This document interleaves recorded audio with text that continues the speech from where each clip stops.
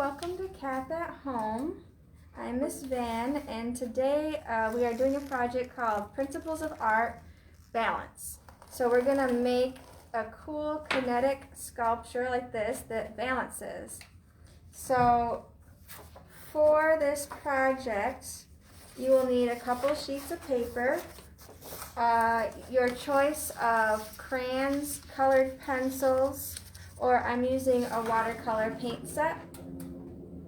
I will also suggest that you have a ruler, a protractor. I have, for the balancing portion, this is a piece of wire that I repurposed from a coat hanger. You're going to want a protractor, a hole punch, a pen and a marker. I have a pencil and a pair of scissors. And to manipulate the wire, I have these different types of pliers.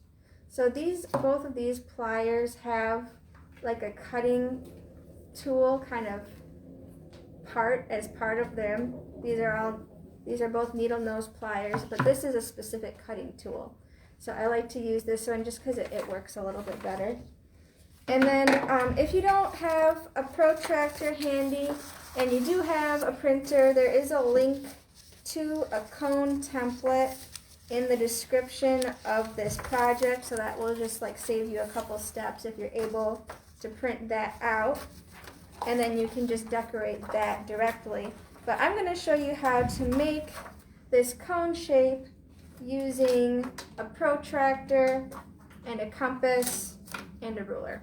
Oh, and you will also need a piece of cork. That's kind of what holds the balancing weights together, and that's what balances on this, like, the tip of this cone shape. So all of this balances on the tip of this cone. So that's kind of the project. All right, and also I have some examples. I'm going to show you a brief PowerPoint presentation, and then we'll get to the tutorial. So, Kandinsky is from Moscow. He was born in 1866 and died in 1994. He was a member of the group of Munich artists called Der Blaue Ritter, or the Blue Rider in English. And he completely quit doing representational art in 1910. So he just was purely doing these types of abstract paintings, and I kind of used him as the example for the decoration on my sculpture here. The balance in this piece here is fragmented and asymmetrical. The round shape on the top left here seems to have a lot more gravity than the rest of the image, but because of all of the other objects, it actually does seem to sort of balance out. Another artist that did work with balance and kinetic sculptures was named Alexander Calder, and he lived from 1898 to 1976, and he invented the kinetic sculpture that's the type of kinetic sculpture known as a mobile, or he just sort of revolutionized them, which moved independent from a base. So you can make a mobile and it balances, but it just kind of hangs freeform from the ceiling, and it doesn't utilize a base like this. He did a lot of wire sculptures, and they all kind of had individual moving parts. But what is very rarely noted is it's not just the sculpture that is sort of manipulated, but the shadows as well. So he plays with the light as well as the object that it's like actually casting the shadow.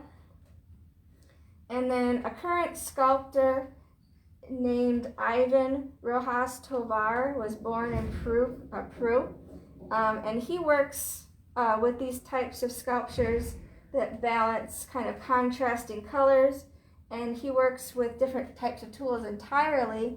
Here's like an angle grinder here in the corner, and it just shows a little bit of his process, but he starts with a drawing, and then he'll kind of transform it into like a clay sculpture, and then if he really likes it, he'll make one out of stone or marble. So he's definitely an interesting sculptor to look into.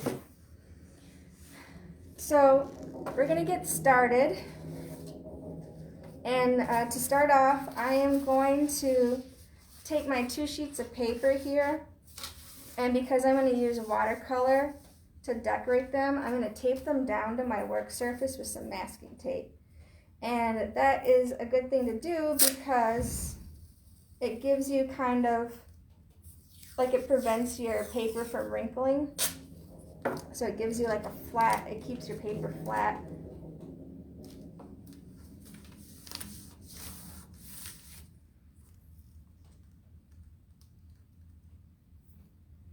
So we've got some kind of a wide variety. Oh, I forgot. You will want a hole punch for this project. That just makes it easy to kind of hang your balancing weights from the wire here. That way you don't have to like use the scissors to make a hole. You'll find that it's a lot easier to make a hole with a hole punch.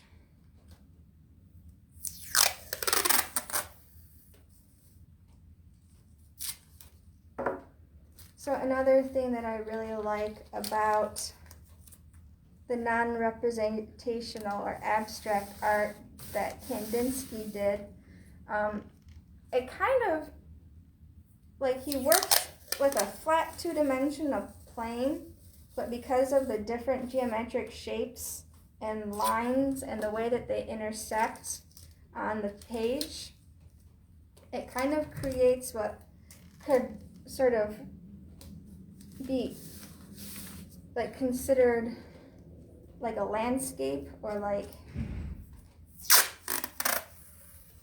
he creates space in that way. Like he creates like something that you could consider to be like a physical representation, like a non-physical representation of a 3-dimensional space, which may or may not have been intentional, even though he was like purely abstract.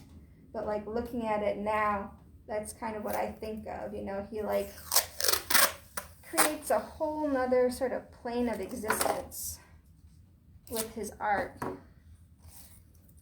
whether he was intending to or not.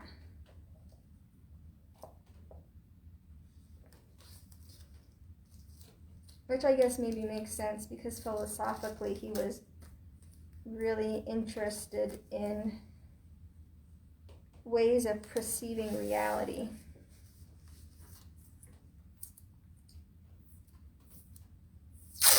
And if you wanted to look into it, he did a lot of philosophical writing.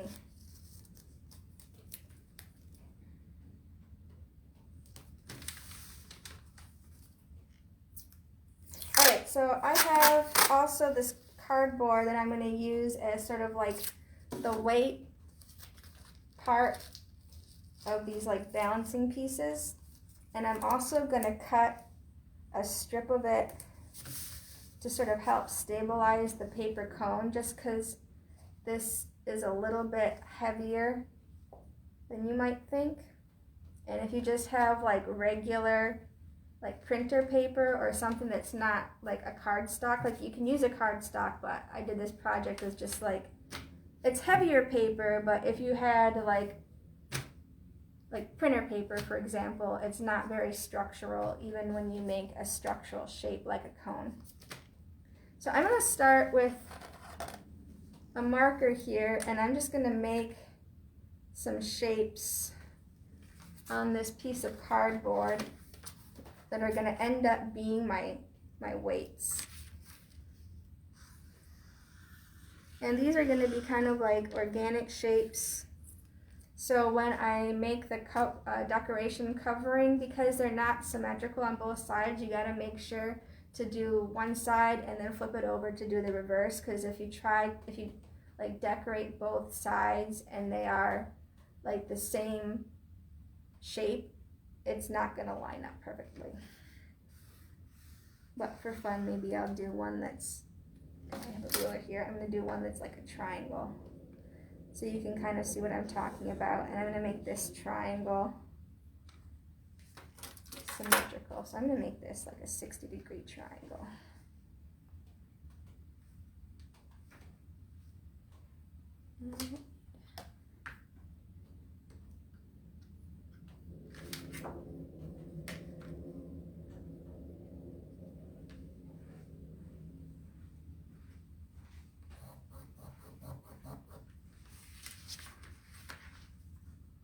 So I'm just going to make this triangle like kind of precise so that I can make sure that it's symmetrical.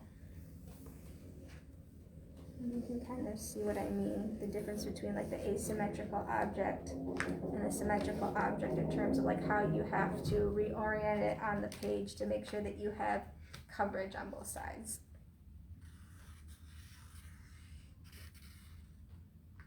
So you only need one version of the shape on the cardboard, but you'll need 2 paper versions. So I'm going to use some scissors here, and I'm going to cut out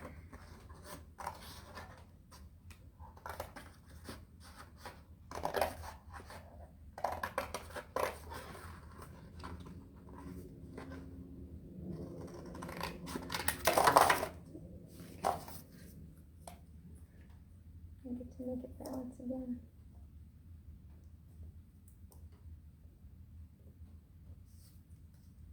I like how it just balances on that one very specific edge of the cork here.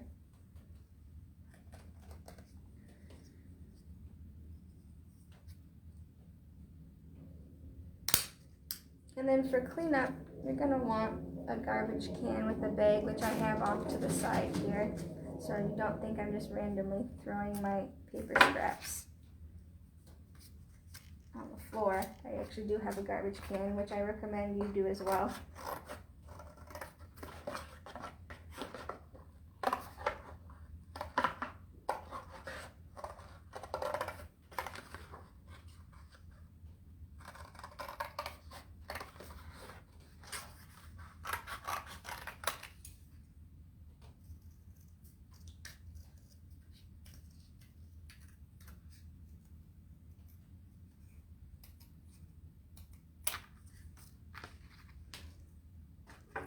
Now I'm going to pick how this is going to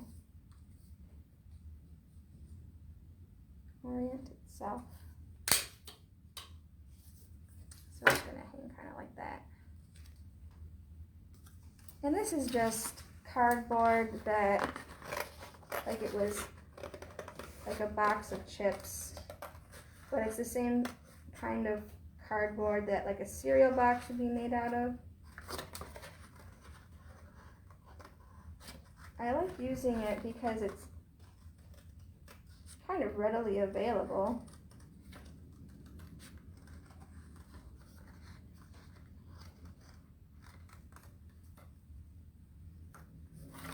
Right, and there's like a lot of this left, so I might make another one. I'm going to set that off to the side for now. I'm not going to throw that away just yet. And then I'm going to kind of see how I want this to hang.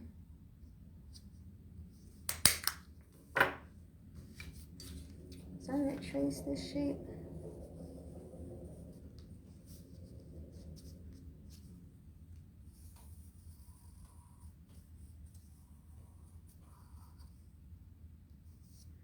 And then I'm going to flip it over and trace the reverse side.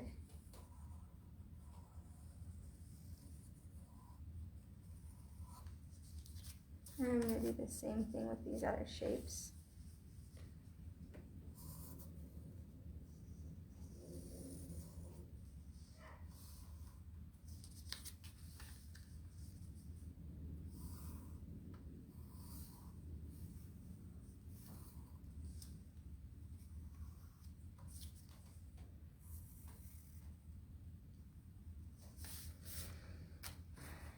And then this triangle should be the same front and back.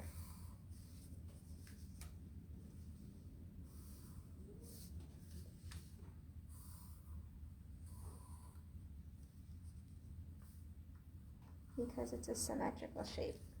It's a mirror image of itself on either side. And now I'm going to make my cone shape.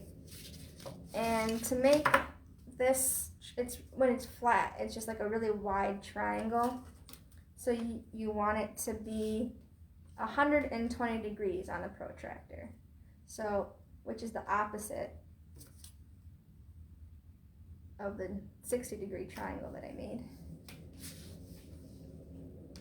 So I'm going to make a line that's about 6 inches long.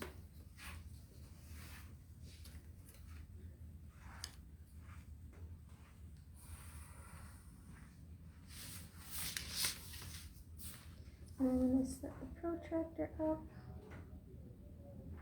and I'm going to make that mark so I know that this is 120 degrees. And so I'm just going to extend this line to be 6 inches.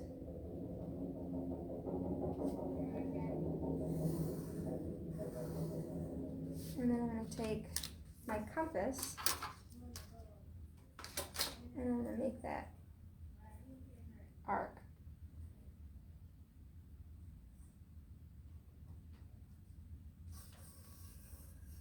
So this is my cone shape. So now I'm going to decorate it.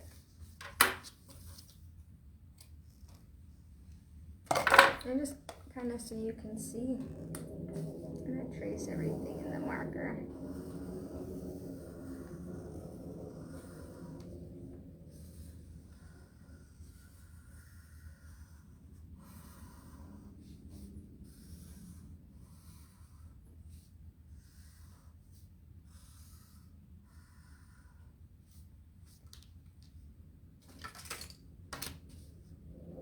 Kind of losing my straight edges.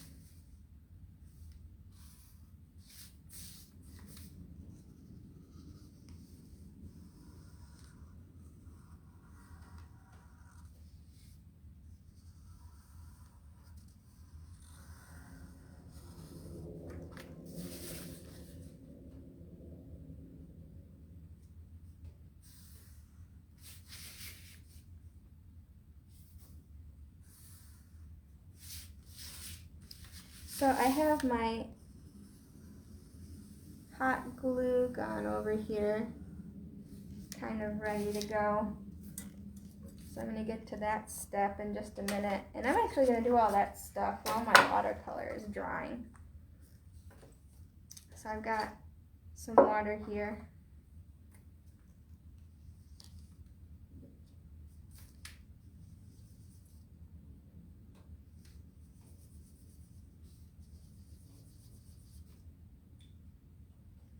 I'm just going to kind of make all of these the same.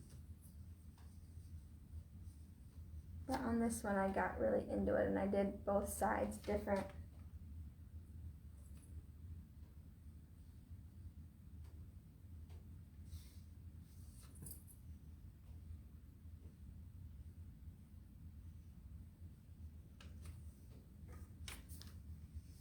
I like using watercolor to decorate things because it's kind of like a smoother way to color. Like you don't, like if you color with crayons or colored pencils even, you see more of the the lines for each mark. And you do kind of see that with watercolor as well, but I kind of like the fluidity of it.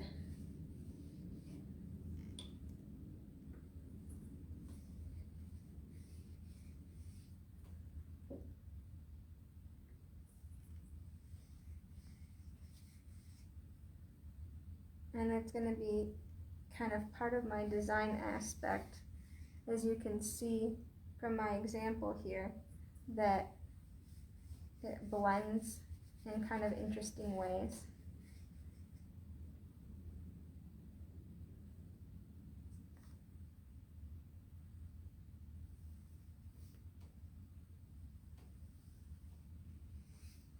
So this is kind of like a magenta color that I'm going to do on the outer edge.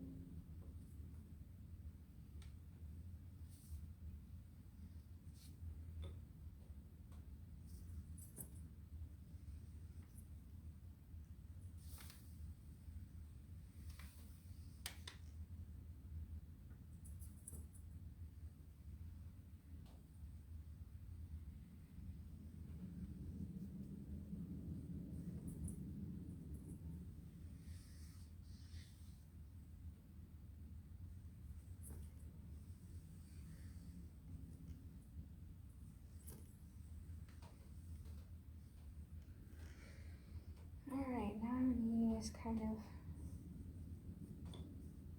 use this red.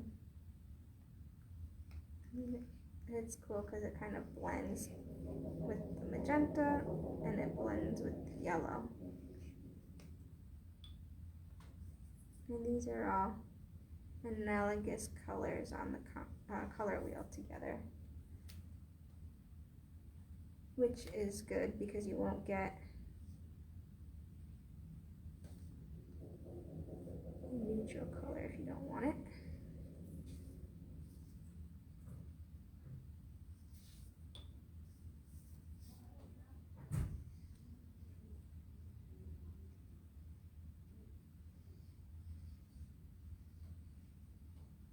I just kind of like how they blend.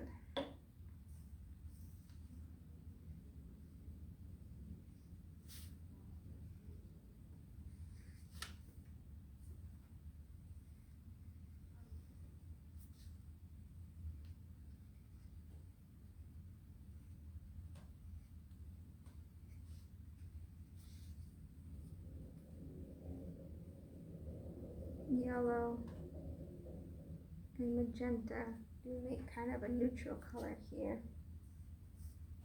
So I'm going to have that.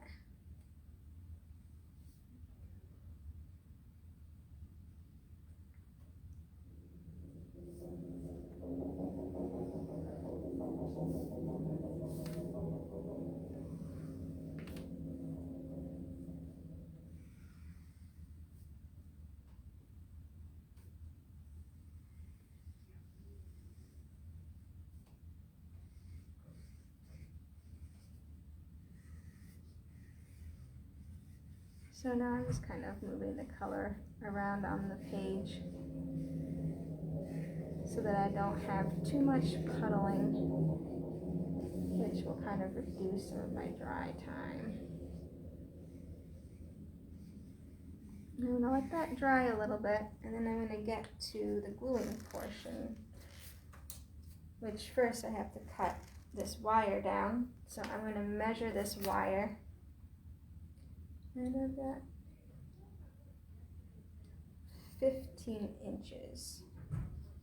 So I'm going to mark every 5 inches, and that's where I'm going to cut.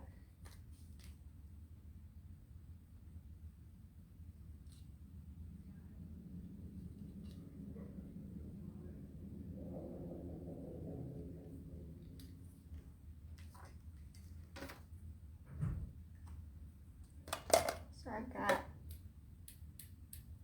my wire cutter here. Kind of loosely hold on to both sides so it doesn't fling away on me.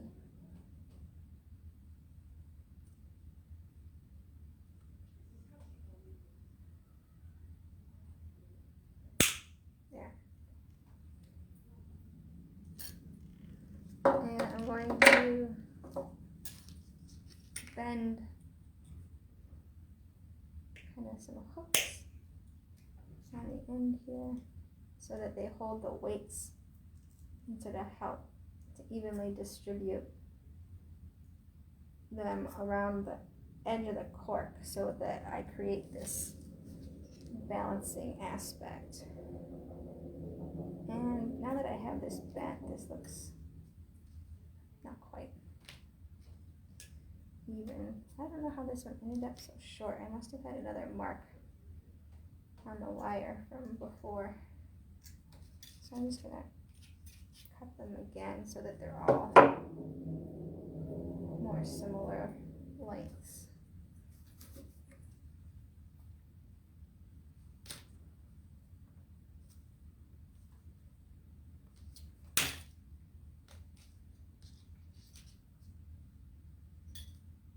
And I'm not going to use that, so I'm going to throw it away. And so I'm going to take the cork here and I'm going to find 3 even places on the cork, and to do that, I'm going to take my string and I'm going to divide this equally into 3 segments. So let's see. I have this measurement. And it is 3 3/4 of an inch.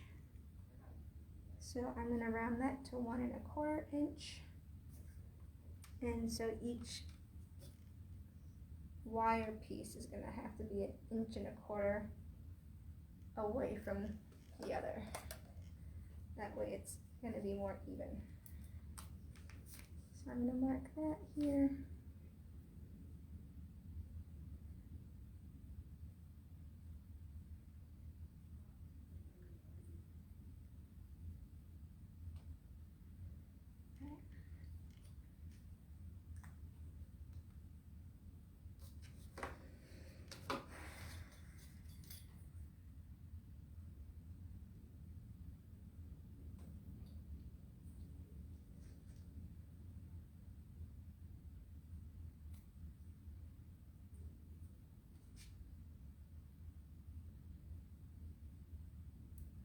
And to secure that in place, I'm going to put a little dab of glue at each point here, and you can use any kind of glue you want. I like to use the hot glue because it takes less time to sort of solidify.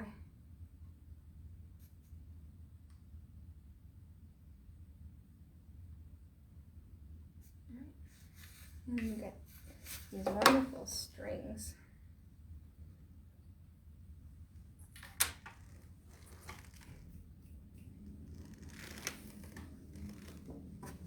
Alright, so now I'm going to, this one's just about dry, so I'm going to take this paper, I'm going to remove the tape.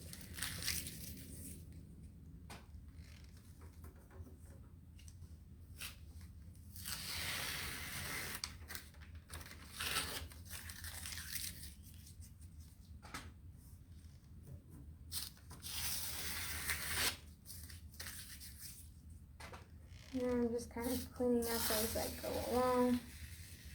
I also have an extra little piece of paper underneath the heated point of my glue gun, which just kind of keeps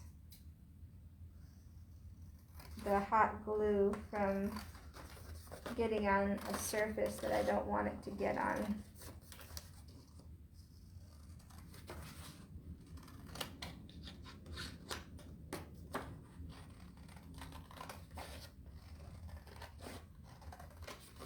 So I am wearing a mask today, in case you noticed or haven't noticed. I'm just going to draw attention to that. We are live from the CAP building in the CAP classroom in Detroit right now.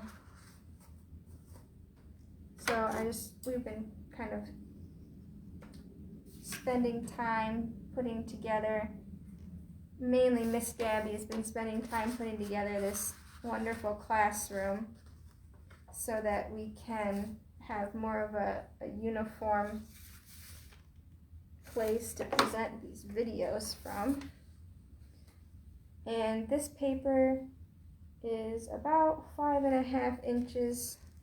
So I'm going to use another piece of cardboard here that I have already cut to kind of like stabilize this cone shape. So I'm just going to glue that right down the middle of my cone here, just to give it a little bit more structure. And it's about 1/2 inch from the top because you want this to be available to like bend into a point. And if the stabilizing piece of cardboard comes all the way to the top here, it's going to be difficult to bend around it. And I left this little tab here as just like the point to glue. And the template that I have in the description also kind of makes a little tab like that. So I thought I would add it into this example because it does kind of make the cone shape a little bit more rounded. So here's a cone. And now if you didn't know how to make a party hat, you know how to make a party hat now too. Alright, so to finish up this project, I've got, it's not going to balance without the counterweights. So we're going to add the counterweights to our balancing sculpture or kinetic sculpture because it does move as well.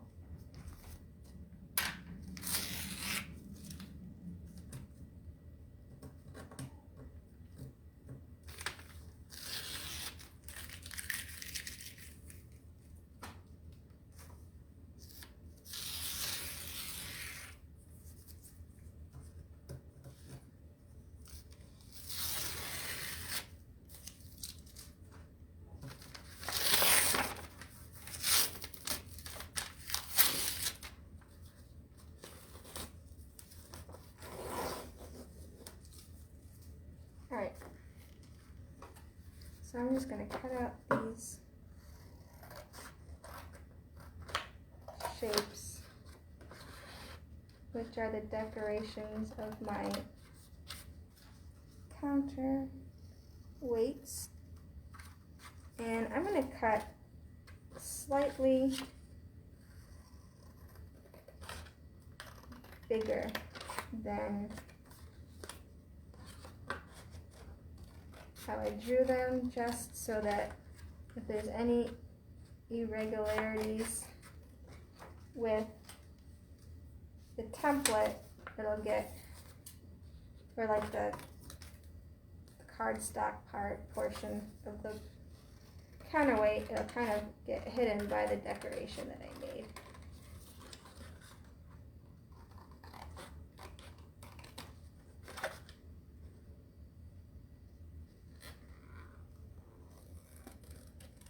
So one thing I can show you in just a minute is the way that the asymmetrical shapes need to be decorated kind of on both reverse sides.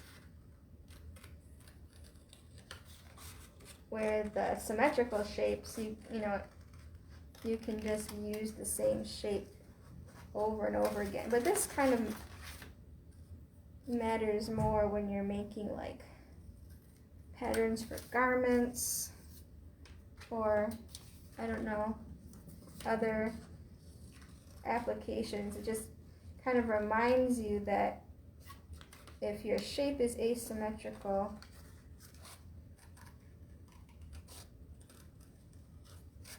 you need to do reverse sides, like the mirror side.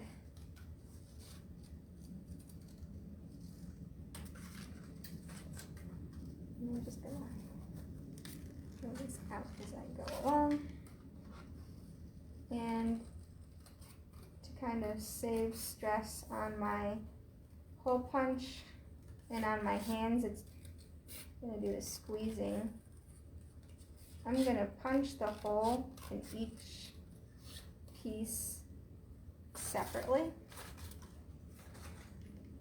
but I am going to hold it in place so that it kind of lines up. So this is an asymmetrical shape,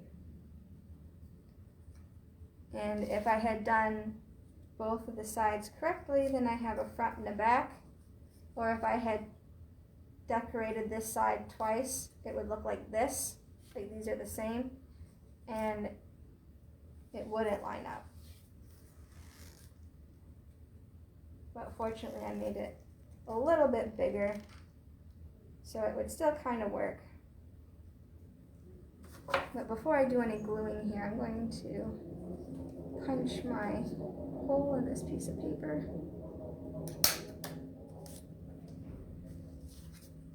And then I'm going to do the same thing with the other side here.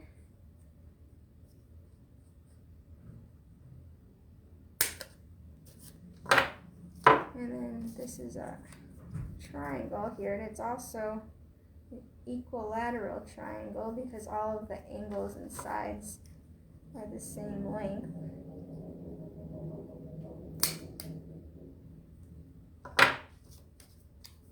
Which is cool because any point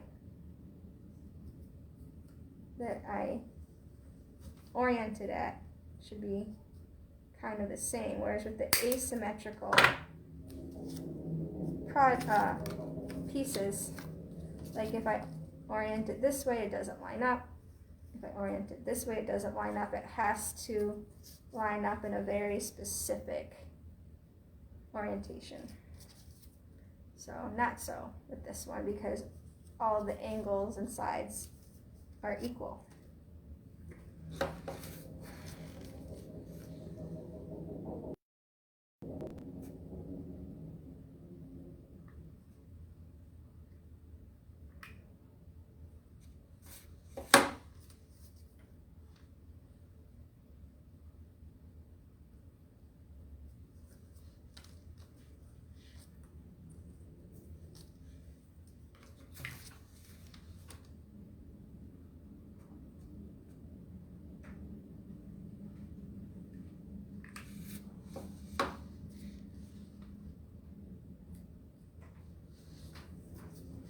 So here's one weight, and I kind of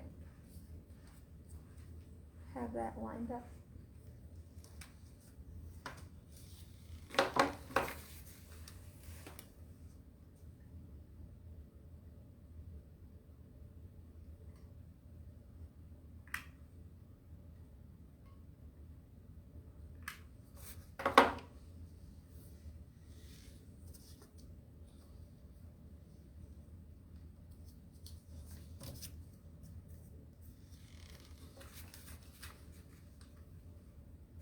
I just noticed that this shape kind of reminds me of like a flattened out bell.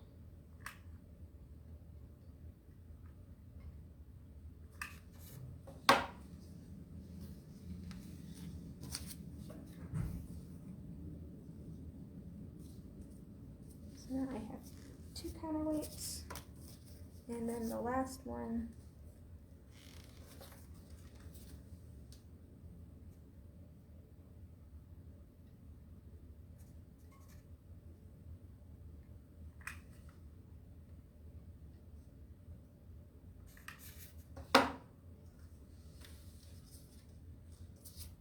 see, this one won't line up. I have to use this one, and I did not punch the hole yet.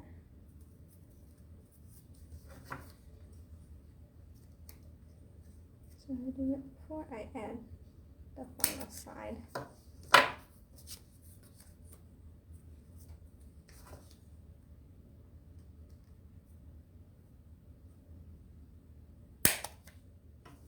There we go.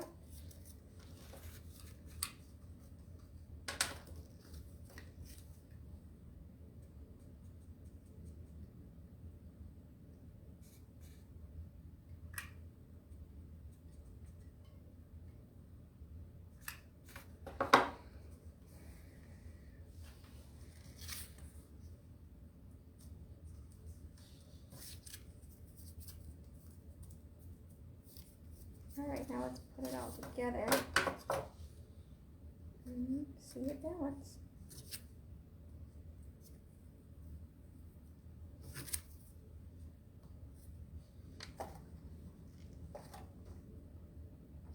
Oh, so I did not make these weights equal in weight. It should still balance somehow. And it balances. So that is my project for today. I hope you like it.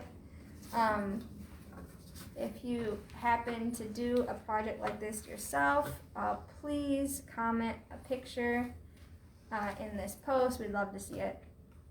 Have a great night.